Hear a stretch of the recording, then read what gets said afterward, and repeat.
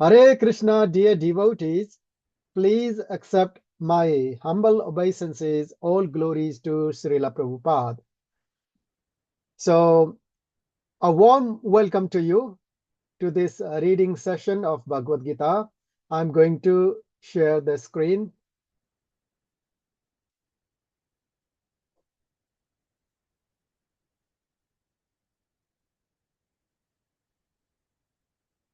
First of all, let us offer our humble obeisances to Srila Prabhupada and let's chant this pranam mantra for him.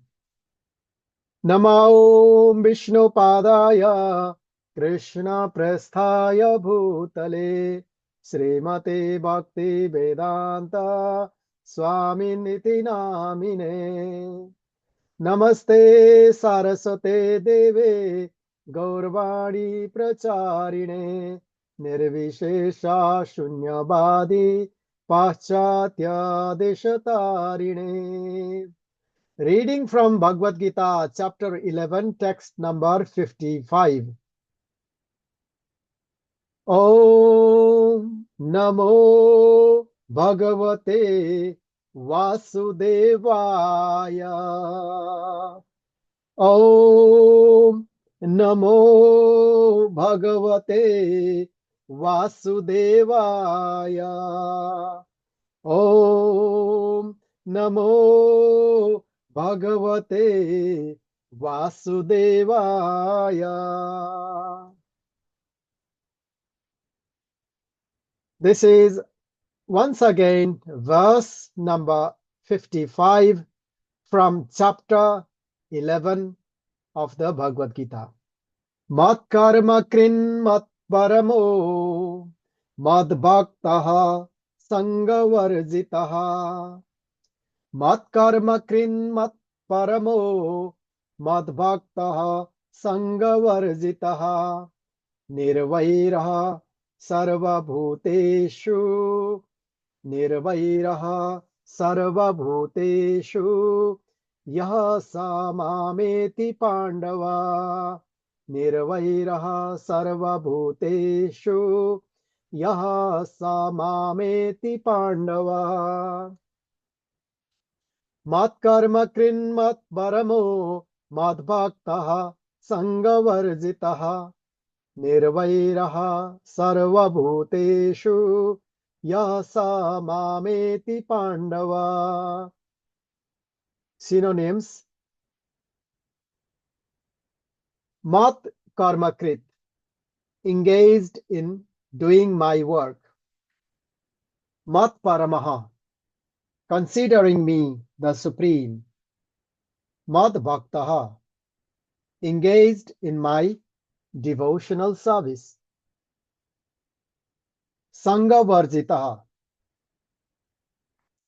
freed from the contamination of fruitive activities and mental speculation. nirvairaḥ, without an enemy. sarva-bhūteṣu, among all living entities. Yah, one who, saha, he, mam, unto me, eti, comes. Pāṇḍava, O son of Pāṇḍu. Translation: My dear Arjuna, he who engages in my pure devotional service, free from the contaminations of fruitive activities and mental speculation, he who works for me, who makes me the supreme goal of his life, and who is friendly to every living being, he certainly comes to me. Purport: Anyone who wants to approach the supreme of all, anyone who wants to approach the supreme of all, the personalities of Godhead, on the Krishna Loka planet in the spiritual sky and be intimately connected with the Supreme Personality Krishna must take this formula as stated by the Supreme Himself.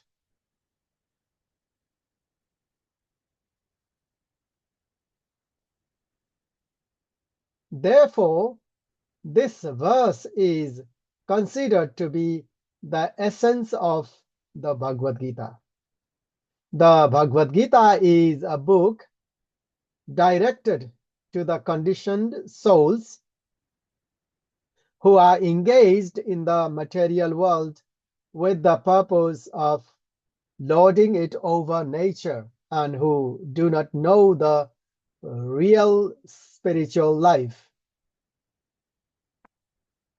The Bhagavad Gita is meant to show how one can understand his spiritual existence and his eternal relationship with the Supreme Spiritual Personality, and to teach one how to go back home, back to Godhead.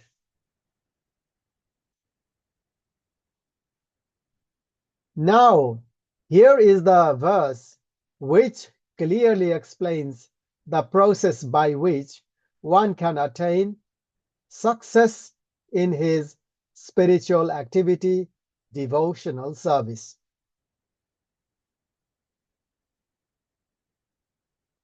As far as work is concerned, one should transfer his energy entirely to Krishna consciousness activities, as stated in the Bhakti Rasamrita Sindhu 1.2.255.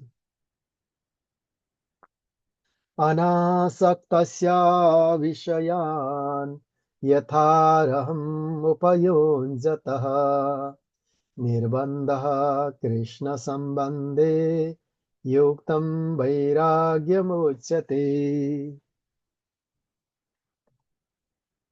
No work should be done by any man except in relationship to Krishna. This is called Krishna karma. One may be engaged in various activities, but one should not be attached to the result of his work. The result should be done only for him.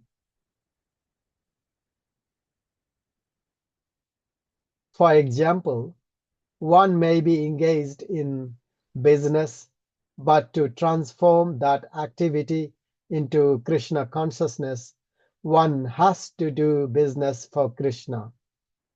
If Krishna is the proprietor of the business, then Krishna should enjoy the profit of the business.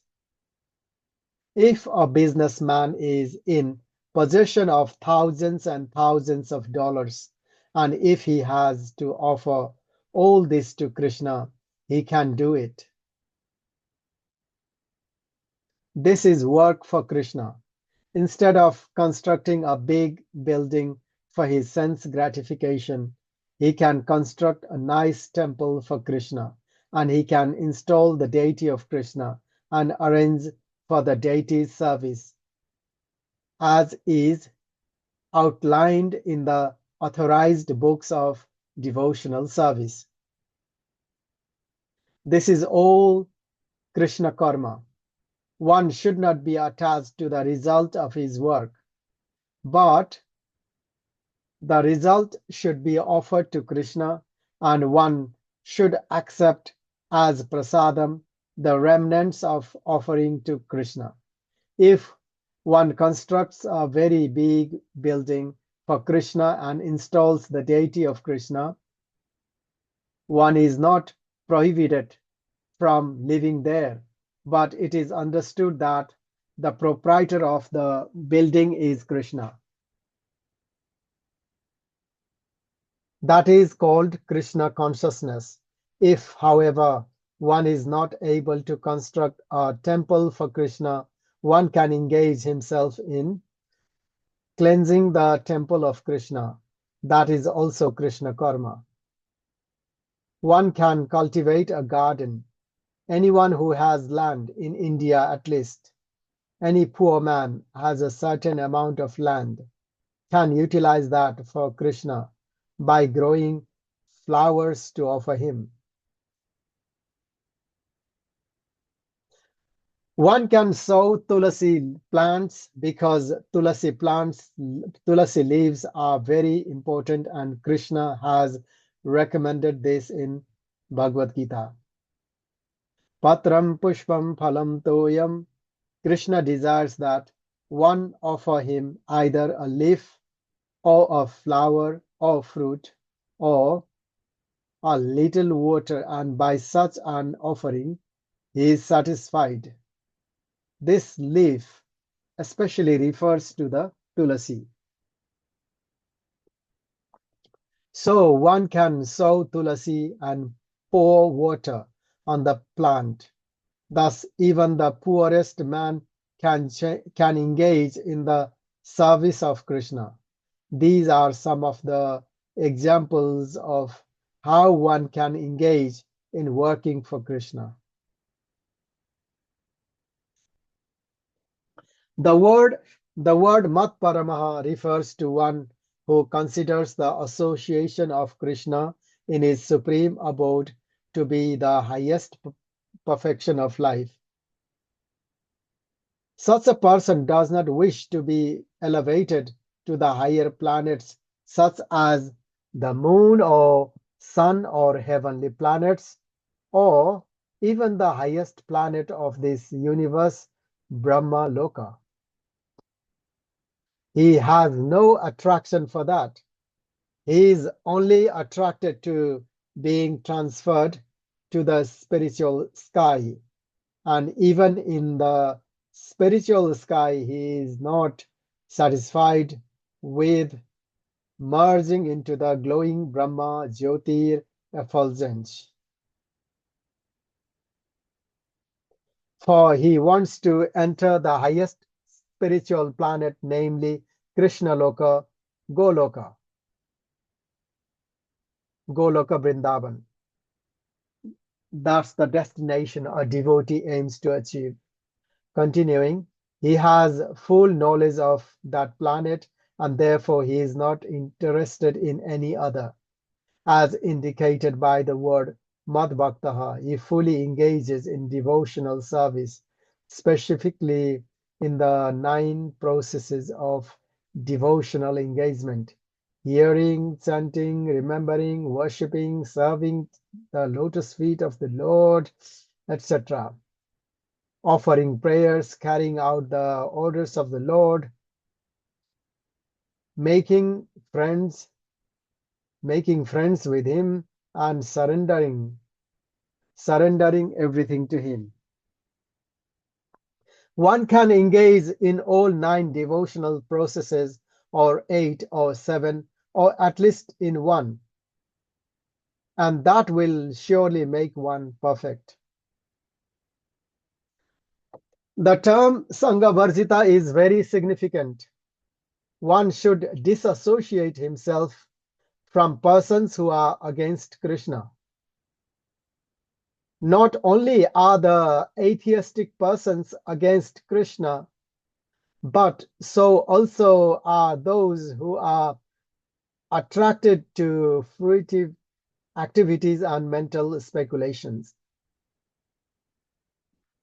Therefore, the pure form of devotional service is described in Bhakti Rasamrita Sindhu 1:111 as the follows. Anyabhilashita shunyam jnana karma dhyanamritam anukullena krishnanu shilanam bhaktirottama. In this verse, Srila Rupa Goswami clearly states that if anyone wants to execute unalloyed devotional service, he must be freed from all kinds of material contamination. He must be freed from the association of persons who are addicted to fruitive activities and mental speculation. When freed from such unwanted association and from the contamination of material desires, one favorably cultivates knowledge of Krishna. That is called pure devotional service. Anukulyasya sankalpaha pratikulyasya varjanam. Hari Bhakti Vilas 11.676. One should think of Krishna and act for Krishna favorably, not unfavorably. Kamsa was an enemy of Krishna's. From the very beginning of Krishna's birth, Kamsa planned in so many ways to kill him. And because he was always unsuccessful, he was always thinking of Krishna. Thus, while working, while eating, and while sleeping, he was always Krishna conscious in every respect. But that Krishna consciousness was not favorable, and therefore, in spite of his always thinking of Krishna 24 hours a day, he was considered a demon. And Krishna at last killed him. Of course, anyone who is killed by Krishna attains salvation immediately. But that is not the aim of pure devotee. But that is not the aim of the pure devotee. Attaining salvation is not the aim of a pure devotee. The pure devotee does not even want salvation. He does not want to be transferred even to the highest planet, Goloka Vrindavan. His only objective is to serve Krishna wherever he may be. His only objective is to serve Krishna wherever he may be.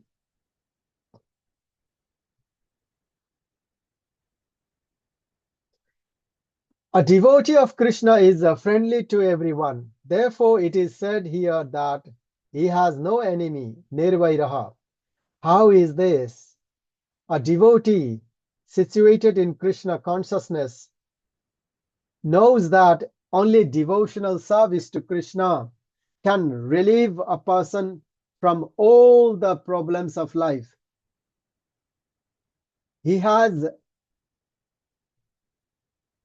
a personal experience of this, and therefore he wants to introduce this system, Krishna consciousness, into human society.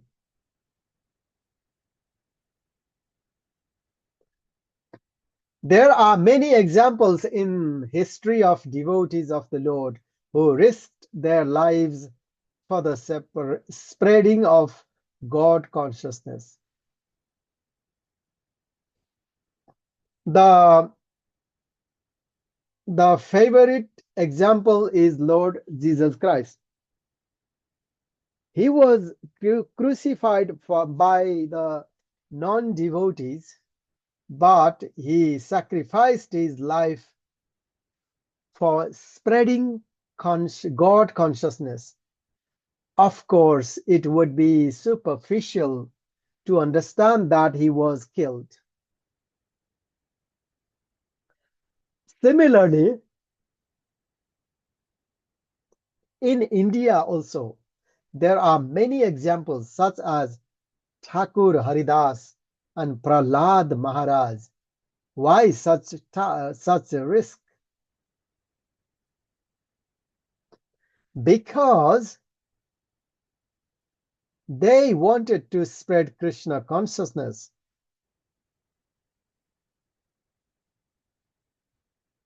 And it is difficult because they wanted to spread Krishna consciousness, and it is difficult. So here an example of Srila Haridas Thakur and Prahlad Maharaj was given. They took huge amounts of risks, and we read that why they took such a risk.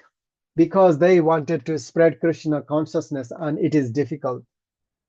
A Krishna conscious person knows that if a man is suffering, it is due to his forgetfulness of his eternal relationship with Krishna.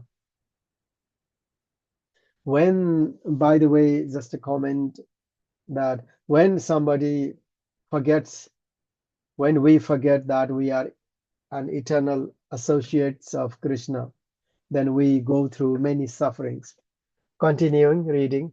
Therefore, the highest benefit one can render to human society is relieving one's neighbor from all material problems.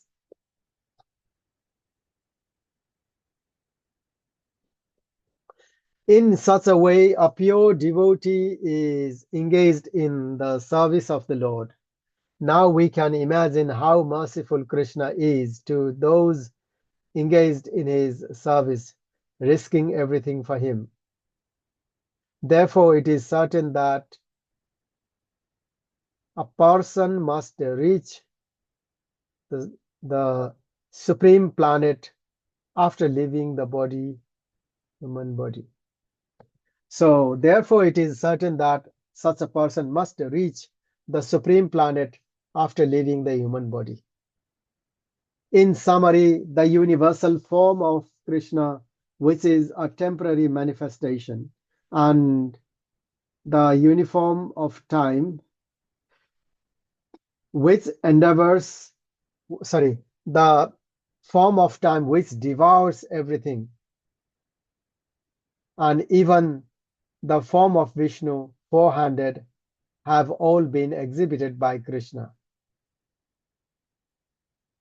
In summary, the universal form of Krishna, which is a temporary manifestation, and the form of time, which devours everything, and even the form of Vishnu, four-handed, have all been exhibited by Krishna.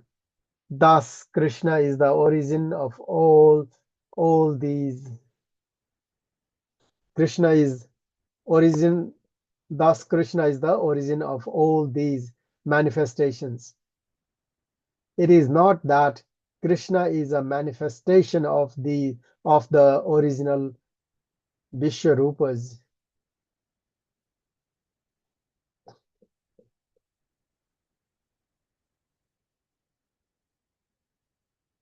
So it is not that Krishna is a manifestation of the original Vishwarupa or Vishnu. Krishna is the origin of all forms. There are hundreds and thousands of Vishnus, but for a devotee, no form of Krishna is important, but the original form, two-handed Syama Sundara.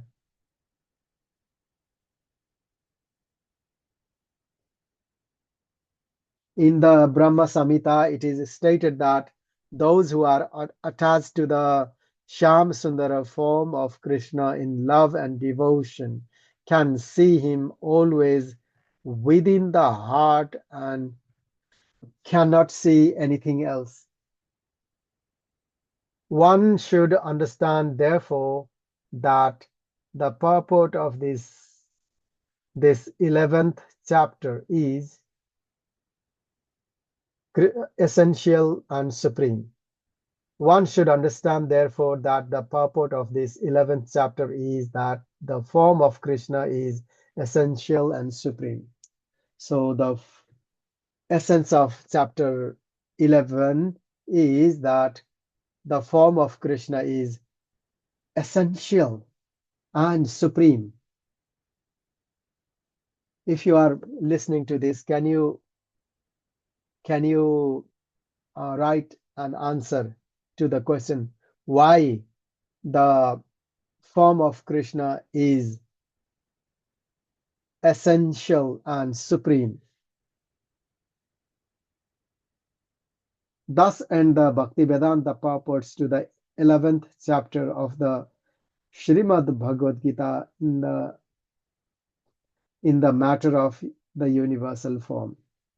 Hare Krishna, Krishna Krishna, Hare Hare, Hare Rama, Rama Rama, Hare Hare. Thank you very much. Hare Krishna. Hare